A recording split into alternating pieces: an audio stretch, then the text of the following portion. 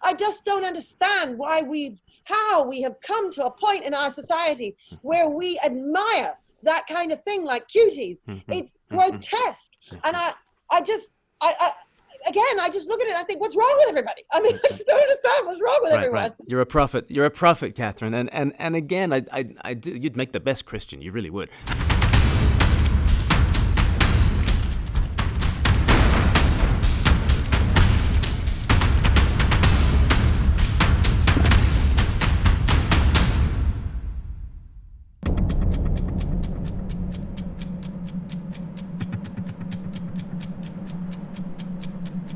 Today on Reset, we are going back to the beginning with Britain's strictest head teacher, Katharine Birbalsingh, the author of many books, including Battle Hymns of the Tiger Teacher, and her latest book, which she has edited, called The Power of Culture. She is the founder of Michaela Community School in Brent. Thank you so much for joining us, Katharine. Well, thank you for having me. So, strictest head teacher. Sometimes it's your critics that call you that, but something in me tells me that you quite like being called Britain's strictest head teacher, do you? Well, I find it quite funny, really. I mean, I think people have images of me marching around and shouting at children, and actually, I run the school, so I tend to deal with staff more than with the children. You know, I do my assemblies, and I might see them at lunch and at break and so on. But I'm not in the classrooms delivering the lessons like the teachers are. Yeah. So it's not about me being super strict. It's about the school and the culture that we have created, and I would say that we have one that has very high standards of discipline with order and structure, which keeps children safe. It means that when they're in the classroom, they feel secure and safe enough to put their hands up and answer questions. Too often, I would say, in classrooms, children are intimidated by their peers and by the culture that gets created, where you're considered to be a nerd. You know, you're considered to be just not very trendy to be putting your hand up, and that your teacher's pet. And everybody will know that feeling. Well, I think that's increased over the years. So your viewers might remember what it was like 20, 30, 40 years ago. Well, it's 100 times worse now. But our culture here is one where the children can explore and be creative and be independently minded and not have to be part of groupthink in order to belong to the crowd. And I think that really is the purpose of education. What time did you get to school this morning? About 6:45. 6:45. Okay, and your teachers kind of get there similarly early? Well, I have a meeting with my senior team every morning at 7 a.m. Yeah. I'd say the teachers come in anywhere between 6:30 and 7:30, something like that. Yeah, very, very devoted. What committed to the cause of transforming the lives of our children who come from the inner city and wouldn't otherwise have a chance because they come from disadvantaged backgrounds. You know, their parents don't necessarily speak English, or they don't have books at home. Their parents don't understand the dangers of the smartphone. I mean, their parents don't really know what they need to do to be able to allow their children the opportunity to change their stars. And so that's what we try and do here at Michaela, is give them that opportunity. Yeah. So why do you get out of bed and do what you do? Because you haven't always had these sorts of views about the importance of culture and discipline and that sort of thing. It's been a bit of a journey for you. Well, yeah, but I mean, I'd say over the last 15 years, I've probably understood about culture. I mean, I was working in a school that taught me the importance of culture and how you can change things. And every teacher knows how she in her classroom can change things depending on the kind of culture you encourage. So if you are super strict as a teacher and you insist that all the homework be done, then guess what? All the children do their homework. Mm-hmm. If, on the other hand, you say it's okay and you let them make excuses, then lots of them won't do their homework. Mm-hmm. We are in charge of the kind of culture that we create in our organization, not just in schools. And you need to think about all of the details. I think often what's missed in organizations is that people don't realize that the details make up the whole. I often talk about the frog in boiling water. You drop him in boiling water, he jumps out. But if you turn up the heat slowly, you put him in cold water, he will boil to death. And that's what culture is. It encroaches bit by bit. And sometimes it creates a wonderful culture because you're thinking about the details and managing those, which is what I would say I do at Michaela. I mean, we all do at Michaela, but I specifically really think about culture for my teachers and feel that that's part of my role as headmistress, to make sure that they are not just able to teach. People just think, oh, it's just about discipline and that's it. It's about a culture where the children won't misbehave in the first place. Mm-hmm. People often think, oh, strictest headmistress, etc. We give out loads of detentions, and we do give out detentions, but that's only one bit of what we do. The children simply don't do those bad things in the first place. And that's because of the culture that's created of an environment where it would just be completely unacceptable. The children wouldn't do it, in the same way as that in any school, a child would never take off all his clothes and run around naked. It just wouldn't happen. And then you say, well, why doesn't he take his clothes off and run around naked? Well, it's not because he would be given a detention if he did that. It's because it's unacceptable. Nobody behaves in that fashion. And so you need to think about behavior in the same kind of way. You need to make it unacceptable for a child to swear at a teacher. And that just wouldn't happen here. It just wouldn't happen. And you will find in lots of schools where that happens all the time. And that's because they haven't clamped down on that culture to make it unacceptable for a child to do it. Mm-hmm. So, I mean, you've founded this school and sort of built it from the ground up. What would you say to people who might be teachers listening in or involved in education in lots of different ways? Or perhaps they're parents and they're like, well, little Jimmy, he's running riots in the house. How do you actually go about changing a culture? Yeah. So, and that's a good point, because there's one thing that you do when you're building it up. If you go in to take over a class and it's a failing class, you need to turn it around, or a failing department or a failing school, or with parents, you've established the wrong kind of standards and your child is behaving in a way that you would rather he didn't. You need to go in there and just change the way that it is, so that the child at first is a bit shocked and thinks, gosh, who's this new mother? You might even want to narrate and say, there's a new sheriff in town. You may have, things went this way before. These are the new rules. Sometimes you might want to even write out a contract. I'll say this to parents, you write out a contract with, these are my expectations of you. These can be your expectations of me. I mean, it's fine to say that, it helps the child not take for granted things that you do for them. So look, I give you food every day. You need to be grateful for that. I work so that I can pay for your uniform. I can pay for your clothes. I give you a roof over your head. There are all sorts of things that children just take for granted. They need to be grateful for these things. And then you are expecting certain things from them. And then as part of the contract, you can write out and say, okay, well now, if you don't do this, then I'm going to take away this. And that there's a series of things that they really like. So they like hanging out with their friends. They like speaking on the phone to their friends, or going on. I mean, if you have a smartphone, often children who are naughty, unfortunately, have a smartphone. So you might negotiate around that and allow them a certain amount of time on there. And so you have a system where they understand. I mean, we do this with our year 7s when they first arrive here. We do a behavior boot camp for a whole week, where we're simply teaching them how to behave in a Michaela way. And that's important, because if you don't teach children what your expectations are and then show them how to meet those expectations, if you then punish them, it's very unfair. Once you've taught them, then you recognize, and you need to recognize, that children have agency. So too often people talk about children as if they're not in control of what they're doing, but they are in control. They make decisions. So you then need to pay them enough respect to allow those decisions to have consequences. And you've then made it clear to them beforehand, look, if you choose to do the wrong thing, this happens. If you choose to do the right thing, this happens. And that's important. You've got to have the praise in there. They've got to know that, oh, I can impress mom or dad, or I can impress my teacher by getting this right and doing this well. And so you make a big deal. You catch them doing something right. Well done. That's so brilliant. I'm really pleased with you.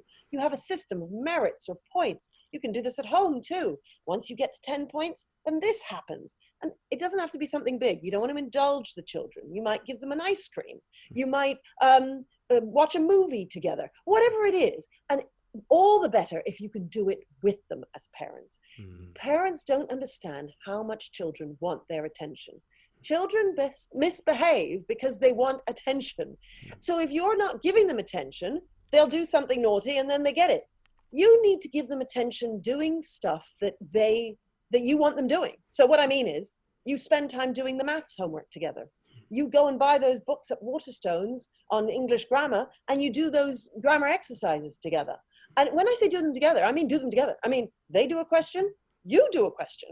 They do a question, you do a question. You read with them, reading out loud, paragraph after paragraph, especially if you catch them young. Of course, you want to read to them all of the time. And when, with 2-year-olds, 3-year-olds, 4-year-olds, you should be spending, an hour a day reading. I mean, honestly, at least. And you just get loads and loads of books, and you go to the library, and because hardly anyone goes to the library anymore, so there's loads of books for you to get there.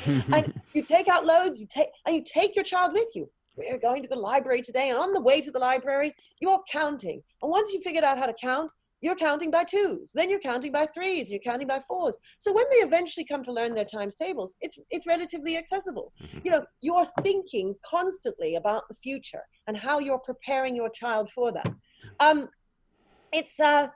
The thing is that as teachers, we sort of know this stuff, and parents are often thrown into the deep end. It's really hard for them to figure out how to support their children at home. The best thing to do is to spend time with them doing stuff that's good. Think of watching TV, using your smartphone, sort of like smoking. So what I mean by that is you don't do it in front of your child. When your child is asleep, watch as much TV as you like. Go on Snapchat, have a ball. But when your child is awake, you're not doing that stuff because it will harm them. It will harm them watching you do things that are bad for them because they will copy you. And we are role models. And that's what I mean about the culture that you create, both in your family and in your classroom. In your classroom, you're not shouting your head off and losing your temper and losing control because you're trying to teach the children how to have self-control. So it's always about modeling what you want them to see. That's brilliant. So we've got into lots of areas of discipline there, and we put out on Twitter if people have questions for you. There's a lot of love for you out there, Katharine. Many of the responses are things like, "Will you please run for Prime Minister?" Is there anyone on Twitter that you'd like to take as a second husband? Hint, hint. Would you date a 50-year-old from Worcester? I think Worcester might have been the deal breaker there, probably. But one of the great questions that people have asked is, what about special educational needs? In particular, one person asked about those who are non-neurotypical, so those on the autistic spectrum, those sorts of things. Some of their issues manifest in behavioural problems, for instance. So is there a particular Michaela way of addressing special educational needs? Well, you'll find that order and structure are the best antidotes for those situations. Autistic children do very well here because they love the clarity, they love the order. They do better here than they would do elsewhere. The key thing with SEN is not to label a child so that they only perform to there. What I mean is, if you set your sights here for a child, they'll go there. Set them here, they go there. And too often with SEN children, because we think we're helping them, we give them a label, whatever it is that's supposedly wrong with them, and then we expect less of them. Naturally, we expect less because they have a label. But if you don't think about the label and you just keep expecting more of them, and you do so in an environment that supports them and is orderly, where you narrate what you want from them, and this is for all children, by the way, but it helps SEN children all the more so. You narrate what you want, you explain it, you create a culture where they can achieve it. Too often we expect children to do things that are impossible. You want them to be quiet, but everybody else is talking in the classroom. Well, the temptation is too great. You want them to do their homework. Oh, that's just my phone. You want them to do their homework, but there are too many other children not doing their homework. And because you're not consistent about making sure you hold everyone to account about their homework, then of course, the more vulnerable, the weaker children in the classroom end up falling apart because they're the ones that are going to go first. The ones that have the best support at home are the ones that hold it together in chaos. So if there's, and when I say chaos, people say, what do you mean by chaos? I mean kids chatting in the classroom, kids not doing their homework, kids not wearing the right uniform. So the ones who end up falling by the wayside are always the most vulnerable kids in that situation. It's the ones who have the best support at home that can manage to withstand that cultural onslaught that encourages them to follow their peers. And so who is it that loses out? The SEN kids in that environment, the vulnerable kids, the disadvantaged kids, the ones without the support and structure at home. So you're hurting the very kids that you're trying to help by not giving them that structure and order around them, which would support them. Yeah. So there's actually a lot of flexibility, but I do sense that there are some very strong convictions. For instance, the conviction in the power of culture, the power of discipline, the power of aspirations, and people will rise to the challenges that you set them. I thought one way we could maybe get at some of those deeper beliefs is I've arranged a little pop quiz for you, Katharine. Here are 5 quotes about human nature and education. And let's see if you can guess who said it and then get your response from it. So here's the first one. Man is born free, but is everywhere in chains. Who said that first? I think it was Rousseau. It was. There was Jean-Jacques Rousseau, indeed. And and that sort of doctrine of the human person, that we are kind of free spirits, and therefore it's the systems that need to be dismantled to release the true spirit of the human individual. How do you respond to that? Yeah, well, I mean, before we came on, you mentioned original sin, and I do think that is probably the biggest difference between how we think here and perhaps how some other schools, because there are other schools who would think like us, think, which is that if you believe that children are just naturally good inside, and that all you need to do is release the goodness by freeing them up, so not giving them rules, not teaching them right from wrong, not expecting homework and whatever it is, it will just happen naturally because they are good inside, then that's how you'll do things. You'll be more of a progressive.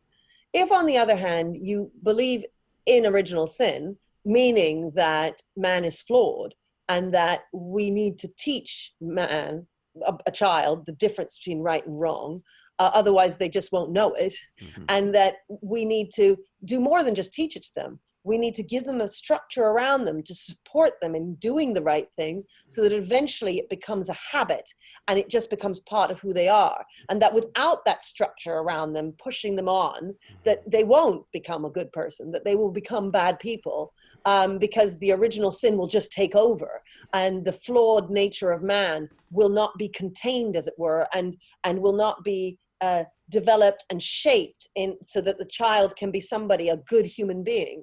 You see, traditionalists believe that. And so traditionalists know that without that kind of structure when they're young, they will turn out to be disappointing adults, essentially. And when I say disappointing, people who will commit crimes, who will do bad things, who won't know the difference between right and wrong. Or perhaps people who are told that their job, even educators might tell them their job is to disrupt the systems out there, and to follow their own spirits in disrupting the culture is out there, because it's the culture that's going to oppress them. We might get to that in a second. Pop quiz number 2. Here's a quote: "Education is not the filling of a pail, the filling of a bucket. It's the lighting of a fire." I don't know. I can't. I should know this, but Correct. I think you had it on the tip of your tongue. I did say Yates. Yates. Correct. Yes. I'm glad I'm managing to answer your question. 100%. Yes. Oh, right. So I meant to answer it. It sounds inspirational, doesn't it? It's lighting a fire. It's igniting there. Look, I mean, to be honest, I think there's some truth in that, which is that when you light a fire, you light some inspiration. You get them interested. And of course, we want children to be interested, and we want to light something inside them so that they're curious about the world. But you know what lights that fire? It's filling the pail. That's how you light the fire. Right. By giving them lots of knowledge, by teaching them about the world, they become really interested in the world. I always say, look, if you asked me about astronomy, and I'm slightly nervous about your quotes, so I'm like, I don't know, will I be able to answer these? And if you asked me about astronomy, I wouldn't be able to tell you anything. And I don't have any creative ideas about astronomy. I don't think independently about it. I haven't rejected what the norm is on astronomy and come up with something radically different, because I don't know anything about astronomy. And so I can't be creative and independently minded about it.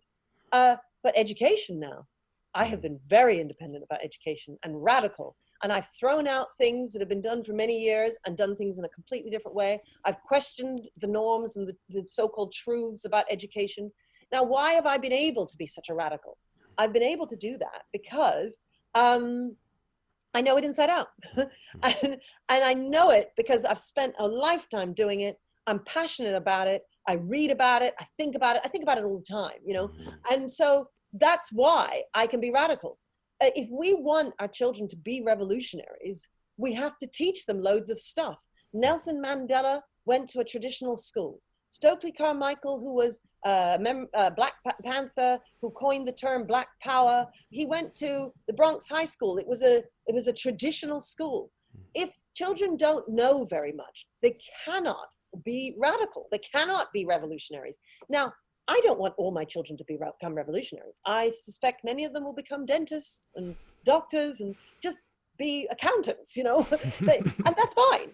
It depends on their personalities. You know, each of them are individuals. They're going to be different things depending on what they want to be. Our role as educators is to give them lots of knowledge in a culture where they can feel safe to pursue more knowledge and be interested in it. And so you fill the pail, but you don't just fill the pail. You also create a culture where it is okay to pursue more knowledge, where children are competing to be the best and to be the most ambitious and the most resilient.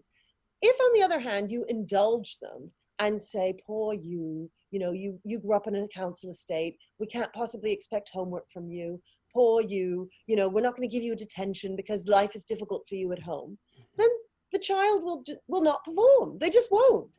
I mean, and what I don't understand is, if you've been in a classroom, isn't this obvious? I mean, I am not I don't read all of these books. I mean, I've read a few. I've read E.D. Hirsch and Willingham, and you know, I've read some of this stuff about evidence-based learning, but lots of it I haven't read. I mean, the stuff that informs me is what I see in front of me.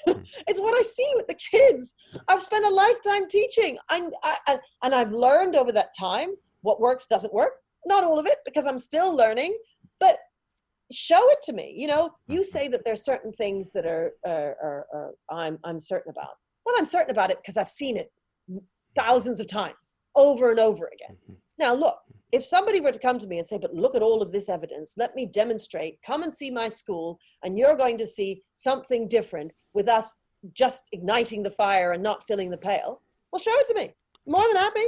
I mean, I'm always saying to people, you tell me that your children are perfectly behaved, you tell me that your children know all this stuff and are brilliant, independent-minded thinking, well, invite me in. Okay, show me the bonfires, yeah. Convince me. I'm more than happy to be convinced, but they never invite me, right? They stop talking at that point. They say, oh, no, actually, we don't want you to come. Well, look, I make the argument and I say, come and see. I open the doors. We get over 600 visitors a year in this school. Wow. And they come from all over the world. And I let them go into any classroom they want. Let me stress that. They can go into any classroom they want. And I don't take them round. The children take them round. The children can tell them anything. The people who come here eat with our kids. They sit in the lunch hall and eat. How many schools have you, anybody who just signs up on the website, can go and sit with the children at lunchtime and eat with them and talk to any child they want? You do that for me, and you invite me in, and you show me that actually your progressive methods are getting your kids to be more resilient than mine, more ambitious, more knowledgeable, more independently minded, more creative. You show me that, I will change my mind. Nobody's managed to show me that yet. You mentioned creativity there, and that's often one of the pushbacks on a sort of a knowledge-based, filling the bucket kind of approach to education. And another sort of pushback is often, well, the jobs that you're preparing people for probably don't exist yet. You know, when someone who's 13 years old is at school, you know, what kind of workplace will there be when they're 23? And therefore we can't just give them knowledge because we don't know what the knowledge is. We need to help them to learn. What do you say to that? Oh, wow. You know, it's funny, on Twitter, someone posted yesterday this video, which again, I mean, I was learning things, of the traditionalists versus the progressives, and this was made a long time ago, and there was footage of John Dewey in there saying exactly what you just said, okay? Mm-hmm. And people have been saying that for centuries, well, the television is now here. Things are going to change. Everything is different. Oh, the telephone is now here. Things are going to change. Computer is now here, etc. Look, children learn in similar ways. Subjects need to be taught differently. So if you're learning to drive a car, that's when kinesthetic learning works because you need to actually do it. But when you're learning history, dressing up as historians and wandering around the classroom in slave outfits or whatever it is that they do, is not going to teach you history. Actually, a teacher standing up at the front and having class discussions and you reading stuff about it, that's how you're going to learn history. People have got that mixed up and they think that each child, I'm a kinesthetic learner, I'm a visual learner and so on. No, it depends on the subject, not on the child. And so when you understand that, you can then teach according to what's the best form of teaching for that subject. And how can you figure that out? Well, try out different methods if you're not sure. That's what we've done here. Yeah. And we've figured out how to teach our various different subjects in the optimal way by what we've tried. What was it you said? Learning to learn. Oh my goodness. I mean, look, when you're with your toddler at home and you want to teach him things, you teach him how to walk, for instance. Do you sit down and teach him how to learn how to walk? Is that what you do? Or do you just teach him? And you do it. Now, that's something like driving. You need him to try it. You wouldn't sit down with a board and show him legs and how they move. That would be really weird.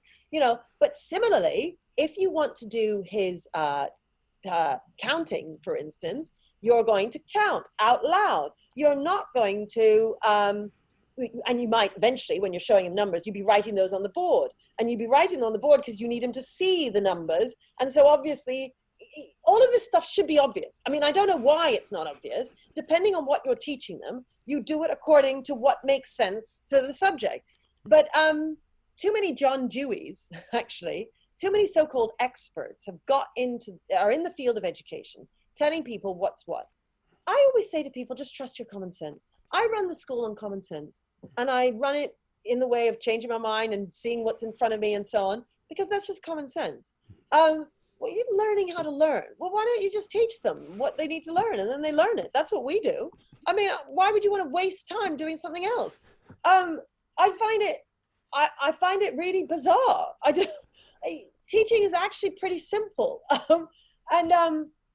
Just trust your instincts, and parents should trust their instincts. I mean, repetition is good. Why is repetition good? Because you forget if you don't repeat. Now, there's stuff to do with brain science that comes in there and says, well, space it out. And that kind of is common sense too, because if you just repeat, well, it's easier to remember. But if you leave it a day, leave it 2 days, leave it a week, well, obviously it's more difficult to remember. These are all just common sense, aren't they? Yeah. I would have thought so. Here's another quote, and this is from one of the most famous TED Talks ever. We should be waking children up to what's inside themselves. And then later on in the TED Talk, most great learning happens in groups. It's called collaboration. What do you think about that? Well, what's the greatest? I mean, I'm trying to remember the Ken Robinson talk, thinking that that's what you mean, right? Yes. Yeah. And God rest his soul. Right. Yes, because he passed away just last month. Yeah. Terrible. It's terrible. Yeah. Anyway. So what was the quote? What was the thing? What did you say? At one point, he says we should be waking children up to what's inside themselves. Same point, isn't it? So it's the same Rousseauian point, isn't it? Yeah. He thinks it's inside as opposed to it being outside. It isn't inside the children. I mean, once you get that it's not inside the children, I mean, look, you could take that, you could interpret that differently and say, well, you're waking them up to, they have the ability to be able to do this. You're supporting them in making them feel their self-esteem, and you're helping them grow. But how do you build their self-esteem? Not by having self-esteem lessons. You build their self-esteem by teaching them lots. They then feel successful by knowing lots of stuff. When you know lots about something, why am I so confident in education? Because I know lots about it. I've been doing it a long time. Right. If we talked about astronomy, I wouldn't feel confident at all. when you were just quoting, and I was thinking, oh my goodness, am I going to be able to answer him? Which you have perfectly. Because I'm not much, that's not my expertise. I'm not somebody who hears quotes and goes, bam, bam, bam, I've got some of my teachers here who could do that and they do it really well. Mm-hmm. I'm just not that person. So, I say I'm not that person. I haven't made myself into that person because I could have been. I could have been somebody who spent my time filling my head with that kind of knowledge, and then I'd be able to come out with it. Instead, I spent my time filling my head with lots of educational knowledge, and of course your quotes did have to do with education. That's presumably why I was able to answer them. The fact is that whatever you teach a child is what's in them. You said advice to people earlier. What we must always remember as adults is that we have so much power in terms of shaping that culture around the child. The child will expect of himself what we expect of him. The child will get interested in things that we give him. So as a parent, if you give your child loads of video games, he's going to get really interested in video games. If you give him a violin, he's going to get really interested in violin. People often think just leave it up to the child because it's inside them and they can decide. No, you decide, and you decide by what you give them. So we mistakenly think that the child has so-called absolute free choice to be able to choose whatever they want from anything. But they only choose from what they've been exposed to. And so if you expose them to violin, piano, maths, grammar, then they're going to choose one of those. If you expose them to television, video games, Snapchat, and Instagram, they'll choose one of those. So we mustn't underestimate how much power we have to shape who a child is, and that it's our duty to shape them into good human beings. We use as our motto, work hard, be kind. Mm-hmm. We want them to work hard. We want them to be kind. We have the power to shape that. Often people say things, and that's why I caught myself, because even I made that mistake. I said, I'm just not that kind of person, not the kind of person who remembers quotes. And I stopped myself and said, no. I haven't made myself into that kind of person. Because we can make ourselves into anything we want, right? Now, look, I might not be able to become an Olympic basketballer right now, but I could become a really good basketballer if I wanted to. Mm-hmm. I would go out there and I'd play basketball for 6 hours a day and I'd dedicate myself to it and I'd become really good at it. We decide, we make our own destinies, right? This is not set in stone. And that ultimately, I mean, the Christians would say that man is born flawed. He's flawed. But what is so interesting and exciting about life is overcoming those flaws as much as you can. All of us have them, and we'll always have them. But every day that you live, you try and be a better person. And you try and learn and develop every single day, which is why the concept of me just having a particular ideology that I'm imposing on kids is just bizarre. Because I wouldn't be living a fulfilling life otherwise. If I didn't think in this way of always developing, always trying to be better, always helping children to be better, and that you dedicate your life to trying to make the world into a better place. Now, that doesn't mean that everyone has to become a social worker or a teacher. I'm not saying that. You might become somebody who earns a lot of money in the city, but then you spend, you give to charity. Maybe you help in a soup kitchen on a Sunday. Maybe you are a good father or mother and you give all that you can to your family so that your children can grow up and be good human beings, and that you understand that they're only going to become good if you make them good. And you make them good by understanding that man is flawed in the first place. And that Ken Robinson's basic mistake there, and which is why I think he's wrong about education, is because he doesn't understand that it's not inside the child, that we need to put it there first. Right. You've got 3/4 of my final quote. And I know you like at least 3/4 of this final quote, which is work hard, be nice. And that was the origin of you sort of adopted that phrase. Where did it originally come from, the work hard, be nice? Yeah, so we copied it, essentially. Like I said, we get all our ideas from other schools. It's not that I've got some ideology from a book. I honestly have just taken loads of ideas from other schools and put them in here. and not just me, my teachers have done that as well. So KIP, the charter school, there's lots of them, there's hundreds of them across America, who are very inspirational and part of the traditional movement in America, in the charter schools, Uncommon Schools, the Success Academy in New York, and KIP. And they had this thing of work hard, be nice. And this motto, and we thought we'd be slightly different because we couldn't have exactly the same motto, so we did work hard, be kind. I prefer kind. I think that's, I like that. Yeah. Well, I mean, I suppose it's more British, whereas, the nice thing is more American. Anyway, what is really sad is that because of the recent Black Lives Matter stuff, that KIP have actually rejected their motto now of work hard, be nice, because they believe that this is an example of systemic racism. That it's centering whiteness to believe in meritocracy. That's apparently a white idea, meritocracy, and that playing nice and not disrupting the system will just allow that whiteness to develop. Whereas we want to raise. Shall I just let me read what they said? I know. So the Washington Post reports it was a former Knowledge is Power program, that's what KIP stands for, student said that asking us to be nice puts the onus on kids to be quiet, to be compliant, to be controlled. It doesn't actively challenge us to disrupt the systems that are trying to control us. The slogan supports the illusion of meritocracy. For example, in the words of Orpheus Williams, who leads the Foundation's equity program, the slogan passively supports ongoing efforts to pacify and control black and brown bodies in order to better condition them to be compliant and further reproduce current social norms that center whiteness and meritocracy as normal.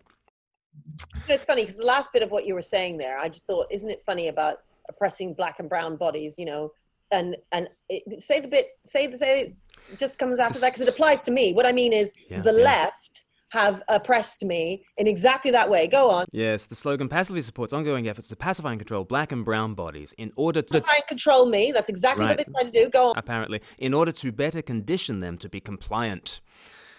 And they want me to be compliant with woke ideology. And because I've rejected that, they hate me and they have pursued me for years. That's exactly what they do, okay? And that's what I mean about the dishonesty. They are the ones doing that to black and brown people like me. And yet they then say that the school system is doing this. Now, look, I get where they're coming from. And what I mean by that is they imagine that this is what they imagine. You see, it's not real, but they imagine that Michaela is just full of robots and that we're making the kids all think in exactly the same manner and that they will never be able to be revolutionaries and reject the status quo because we've all made them think in the same fashion. And I would argue that in fact it's the woke brigade that make everybody think in the same fashion. And I think the evidence is in my favor. So what I mean by that is woke people all think in exactly the same way. They are tyrannical on Twitter and so on. They march into restaurants and make people put up the Black Power sign or they're going to do something to them. They get on Twitter and cancel people and destroy their jobs and their livelihood. They have sent me death threats and all sorts of threats. And they've protested outside and shouted obscenities at me and sent me racist emails and all sorts. I mean, we could go on. So, I think that's what they're doing. Now, why is it that we're not doing that? Because if you were to come here and see our children, you would see that some of them would vote Labour, some of them would vote Conservative, some of them would even vote, I mean, very few, but there's a couple of them who would vote UKIP. And we know this because when we do our mock elections, we see what the results are. If you ask them about Brexit, some of them are pro-Brexit, some of them are anti-it. Now, in a woke situation, well, nobody would be pro-Brexit. There is no diversity of thought in wokeism. Here, the children think in a variety of ways. Sorry, that's our pips that go off in the changing of lessons. So, sure. And the thing is, you won't hear right now because the lessons are going to change. You're not going to hear huge amounts of noise. You're not going to hear children going crazy. And what you don't see is me running out the door because, oh my goodness, kids are in the corridors. I got to get out there and make sure everybody's okay. I can be in here talking to you. And it's fine because I know with 100% certainty, not 99, I have 100% certainty that the corridors will be orderly, that the children can go to the toilets without any bullying, that the children will eat their break food, and that with the little year sevens, in fact, I saw them yesterday, they were picking up crumbs on the floor, not their crumbs, other people's crumbs, like, why anyone would not want our children being kind and decent in that way. And this idea that Black children can't do that, I don't understand. And I don't understand how people don't realize that that is just racism. If white children can do it and it's somehow oppressive to then ask Black children to work hard and be nice, I don't understand. Now, it's because they then think being nice means being compliant. Look, I am very nice. You will see me on Twitter. I'm extremely polite. Yes. In fact, I kick people off my Twitter all the time if they're impolite and if they're rude to and mean to other people. I always, it's interesting because when people say Twitter is so toxic, I'm going off, I always think, well, actually, I find Twitter quite nice these days. And I have quite a number of people who disagree with me. And I have quite a number of people who follow me who don't like what I do at all. But they're polite. And that's because on my Twitter, I have made it so people have to be polite. I am very polite to people and very nice. Am I oppressed? No. Am I not a radical? No, I am a radical. I am a revolutionary who is fighting the system, and I'm doing it in a polite fashion. It is not the case that if you're nice, you are therefore some kind of wallflower or you're some kind of dummy who people can stamp on top of. I mean, I'm living proof of that. So it is, people just don't understand. I don't understand what's wrong with everybody. I mean, I don't understand it. Every day I sit in my senior team and I say, I don't understand what's wrong with everybody. Everybody's mad. And then one of my deputies says, okay, Katharine, that's 10p, because he's got this system of, if you use the word mad, okay. 10p into a pot, because all I ever say is everyone's mad. That's your swear jar. Yeah, swearing is mad. Yeah. I don't understand. Why can't you be polite and be revolutionary at the same time? Right, Why right. can't we have, people always say, you don't want to fight with swords, you want to fight with the written word. Obviously it's very sad that Ken Robinson has died, and I'm, my heart goes out to his family and so on. One of my own personal disappointments on that is that I will never be able to debate him, because he and I disagreed fundamentally about education, and I would have loved the opportunity to have been able to debate him. Yes, that is what life is. Yeah. And life is about learning and growing. And, I've got this quote here I've got lots of great quotes in my office. I've got one here from Muhammad Ali: the man who views the world at 50 the same as he did at 20 has wasted 30 years of his life. It's what's exciting. Another quote, which I'll tell you here, by Thomas Sowell, who is wonderful, and all of your audience must read him, and he's just brilliant. When you want to help people, you tell them the truth. And when you want to help yourself, you tell them what they want to hear. And that for me is what education is, what is wrong with education. Right. Too many people are telling everybody what they want to hear, and they're not interested in truth. Right. And the truth is right in front of them. It's right in front of them. I'm not going to give you a book to read. Just look at the kids in front of you. Right. Try out different ideas and see which one is better, and be honest with yourselves. And that's the thing that too many people struggle with. Yeah. There's so much there that overlaps with my own Christian beliefs, including the whole preference for kind over nice. I read my Bible, and Jesus was not nice. Like, no one would describe, and like try to point to any biblical character and describe them as nice. I defy you. He is described as kind. In fact, so what do you see as the difference? I mean, that's interesting. What do you see nice being and kind being? Well, nice, I think, is politeness. It's manners. It's, smearing on the grin when underneath you might be thinking something totally different. It's the opposite of Thomas Sowell. It's not loving you because I'm not going to tell you the truth. Jesus told the truth. He was blistering in his rebuke of the religious, and then at the end of Matthew chapter 23, where he calls them whitewashed tombs, and they are the blind leading the blind, and all these phrases that we've inherited. And at the end of it, he said, if only I could gather them as a mother hen gathers her chicks. And he kind of turns on a dime in order to, because he's for them, therefore he is blistering in his rebuke of them. And you mentioned something else very, very, yeah. So, because if you don't care, then you're not going to hold your standards high.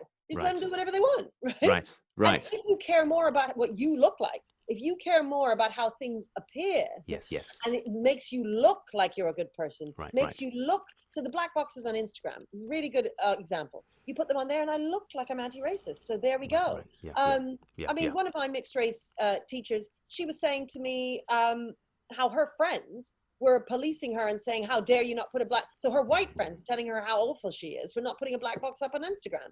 Meanwhile, not only is she black, but she's also working in the inner city with black children all her life. And these people are swanning around in the city with their whatever jobs, drinking their lattes, saying how brilliantly anti-racist they are because they put a black box up on Instagram. I mean, you know, and the problem is that somebody like Thomas Sowell has been vilified all of his life because he speaks the truth and he's willing to come out there and say it. He's just written a wonderful book, Charter Schools and Their Enemies. The man is 90 years old and yet he's just come out with this book. And he talks a lot about the Success Academy in New York and compares the results from that with the results from schools that are in the same building as the Success Academy. You know, it's and he's just got wonderful data where he's analyzing this. But people don't want to hear it. And that's what I mean about if you ignore the outcomes and you just have an ideology that you place on your school or on your kids, aren't you interested in the truth? I don't get it. Don't you actually want to help kids, or do you just want to make it look like you are helping kids? Right. And that's what I find shocking. Too many people are like that. And we want virtue signaling without the virtue. And you know, and if you were to boil down the Sermon on the Mount, I would basically say it's virtue without the signaling. You know, you give without your left hand knowing what your right hand is doing. You go into your room, you do things. You know, we always want to keep our sins private and our righteousness public. And Jesus says, do the exact opposite. Wear your mistakes on your sleeve because that's how you're going to improve. But also keep your righteousness to yourself. You know, if you want to help a certain disadvantaged community, get on and do it. And I do see that with what you're doing, Katharine. Well, and the thing about admitting mistakes, you know, just on Monday this week, you know, I went into briefing and I said, look, various things went wrong yesterday. The buck stops with me. I'm the leader. I made certain mistakes. I made the wrong decisions. This was my fault. It's on me. It's not on you. This is what we need to do today. And, you know, and that was true. I mean, and it didn't mean that I didn't lose face. I mean, it was fine. If anything, people respect me for it. Yes. And it means that we can all believe in the same, in what we're going out to do, and we're all a team. And that I'm not busy trying to cover my tracks all the time. I'm just honest. Right. And that's the thing ultimately that I think makes our school different from not all schools, because there are other schools that are like ours, but that from lots of schools, I would say, is that we're fundamentally honest and we look at things and we admit when we're wrong, whether that's as an individual or as a school. And so there are things, that's something I got to put my hand on my heart and say, actually, maybe I'm responsible for that. And I'm really sorry about that, you know?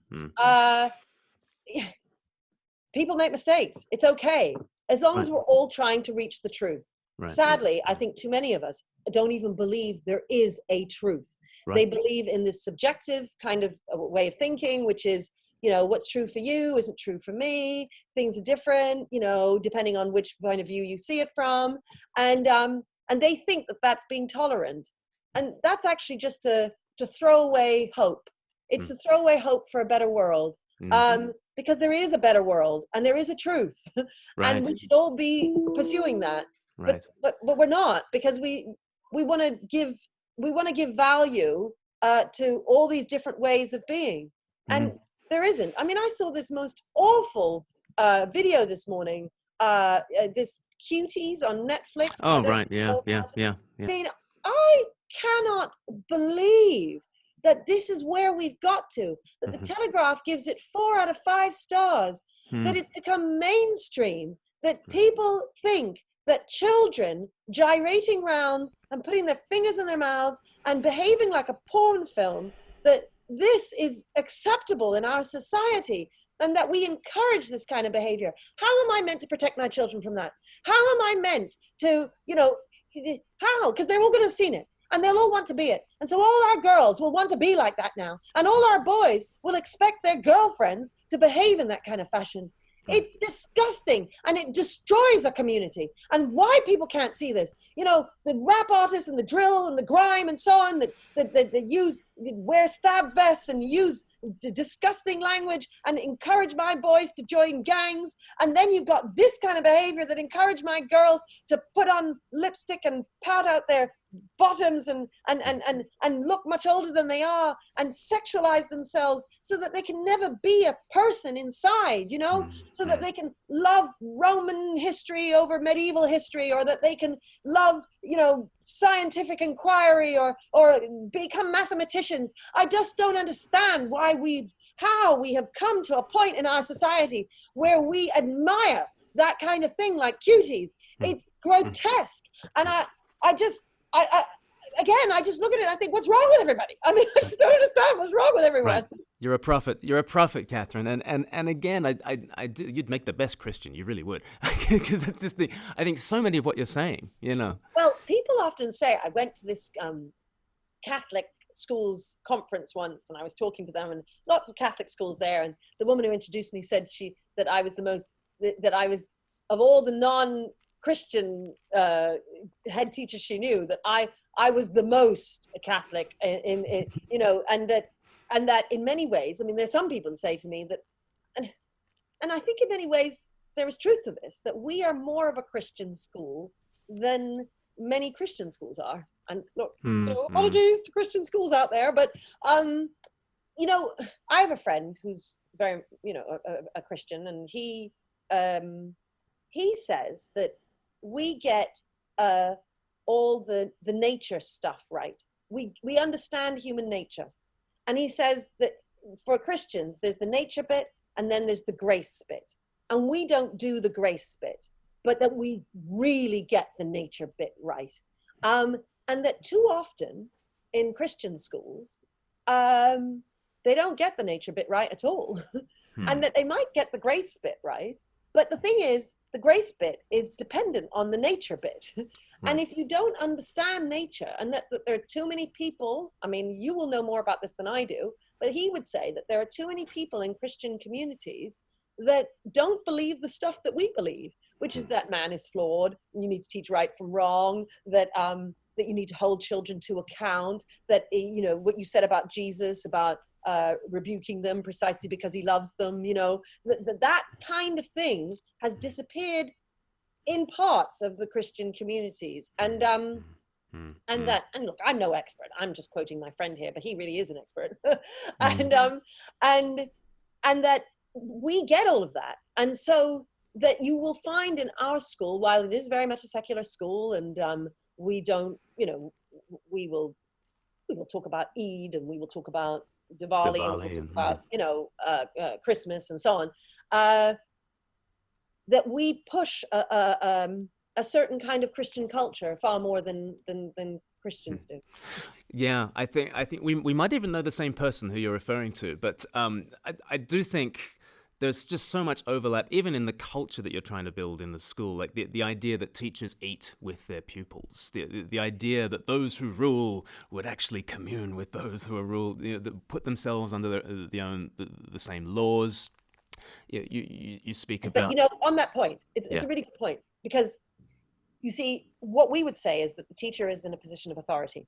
And that one of the problems with modern education is that we've forgotten that.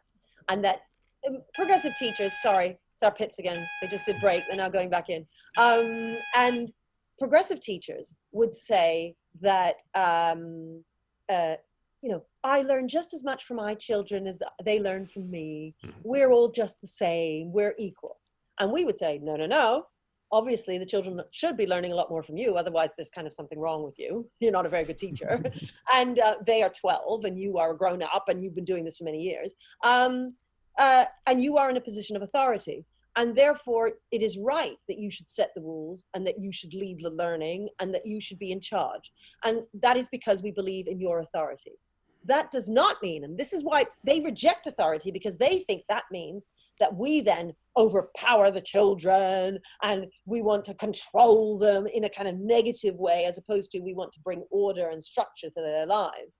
And the point about lunch is a really good one, because yes, we can go and eat with them. We are still in a position of authority, but we can eat with them and be with them and not feel that we're better than them, because we don't feel that we're better than them.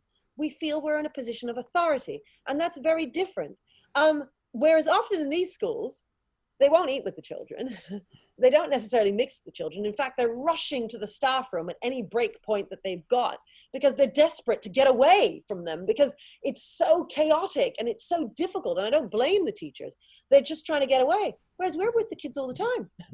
And that's because we are in a position of authority. So there is order and there is structure, which allows my teachers the freedom to be able to go and have lunch with them, and allows the children the freedom to be able to demonstrate self-control. They've just got freedom all upside down. They just got it inside out. Right. And that's why they then do not have an environment where they can build relationships with the children, where they can be friendly. And I say friendly because I think one of your questions asked that about on Twitter. Asked about, well, do you want to be friends with the kids? No, of course you don't want to be friends with the kids, but you want an environment where it's understood that the teacher is in a position of authority, where there is some deference from the child, but where the child knows that they put their hand in ours, and we walk out together with the teacher leading, and that's right, and they trust us, and that we trust them to be children. So that means they're going to be naughty sometimes, and that we then need to fulfill our role as people in authority to help guide them. And that then allows us the freedom to be able to have a lovely school where children are joyful and happy and they want to come to school. Our kids are just so great. And when you come here, everybody says it. Everybody says, gosh, they're so ambitious, they're so resilient, they're so happy. Why wouldn't you want that? It's just that there's so many layers where people can make mistakes in misunderstanding, and it comes from a good place. Those people want their children to have good lives. They just don't understand what's going to make it happen. Yes, yeah. And as your friend says, there's nature and there's grace. Another way of putting it is there's law and there's gospel. And the law is, here are the rules and here is the good life and here's what it looks like. And if you want to break the rules break you. There is a nature to you, there is a nature to the world. And if you go against the grain, you're going to get splinters. And then there is... And there is forgiveness for when you mess up, Yes, actually, one of your Twitter people said, or my Twitter people said exactly that. Well, how does Christianity come into this? And if we're not Christian, then why are we Christian? And I'd say, and I immediately thought, the thing that people always forget about Christianity is forgiveness. Right. And so the woke mob are marching around. You got to be fired. You got to be cancelled. We're going to stop this. We're going to do this. We're going to pull that statue down. We're going to, where is forgiveness in all of this? It's just, yes, you want to have that. And so with the children, we're forgiving all the time. You hold them to account. Yes. You insist on them meeting your standards. You might give them a detention, but you forgive. And then you start again. And that is what's so beautiful about life. It's that in our own personal lives and so on, you get into arguments with people and then you forgive each other and you start again. And through that forgiveness and through that discussion or argument or whatever it was, you learn something and you come out on the other side having decided, actually, no, we need to do it differently next time. Let's do it in this way. And you become better people. That should be our goal in life. Two things, for me anyway, is that you try and be a better person every day and you try and make the world into a better place. So that when you're 85 and you're on your deathbed, you look back and you can say, I lived. Because what I always say to the children is, everyone dies, not everyone lives. And you can only live by doing those things. If you spend your life working in the city, earning lots of money, taking cocaine and, driving a BMW, you haven't lived. Now, what I find the left, their obsession with is money all the time. The only thing that makes life worth living is getting more money. So you give, just give them money and they'll be okay. Give schools more money and they'll be okay. It's about so much more than money. And I will never turn down more money. Let me just make that. If the DFE want to give me more money, please, I'm ready and waiting. But the fact is that what is so much more important are the ideas inside a school. It's the commitment of the staff. We don't have a car park for the staff. We don't have trees. We don't have grass. We don't even have a sports hall for the children. Our building is awful, okay? It's awful. But our school is wonderful because you take what you've got and you make something of it. And that is the case for so many schools across the world, in African countries, in India, in Caribbean countries, where they have nothing. And yet you go inside the school and there is joy. That joy comes from your values. Okay? And that is what we try and get across in The Power of Culture. The difference of values that we've got in this school is that if you believe in agency, I spoke about that earlier, in ownership of your life, in ownership of your school, where everybody buys into the same goal and vision, and that you can all deliver it together. You know, my teachers come to school and they feel, and not just my teachers, my support staff, same thing. I had a meeting with all of my office staff and caretakers yesterday. And I said, look, you know, this is what we're about. And I said, we've got to remember, why are we here? We're here to transform children's lives. And I said, the reason why you work at Michaela and you don't work somewhere else, even though we insist on you being on time, we insist on you dressing professionally, we insist on all sorts of things. And they were all going, yeah, you do insist on all of this. I said, why do you do it? I said, because at the end of the day, when you go home, you know you've made the world into a better place for being here. And it gives you a reason for living, you know? It means that you can look back on your life and say, I lived. And that's what I say to all the staff here all the time. You know, each of us has a role to play. You know, and my role is, I do what I do, and so does my caretaker when he was there this morning putting out the chairs, because we don't have lots of halls. We have to change. We have to use the hall for the dining room, and then we have to change for assembly, and all he's doing is moving chairs constantly. That's all he's doing, moving chairs. If he didn't do that, the school would fall. We wouldn't have a school. Each of us has a role to play. And you want to be part of something bigger. And that, of course, you know, the thing is that religion used to play that part for people. You know, they were part of something bigger. And because religion has washed away to a certain extent, not all. In the West, but yeah. It isn't what it was. Yeah. People are a bit lost, I would say, in life. That they need, and I think that's why the woke stuff has happened so much, because they're then part of a cause, they believe in something, they feel part of a family, you know, because we've lost that side of religion. And and that is something that we have very much here, which is why, again, I would say that we are more Christian perhaps than elsewhere.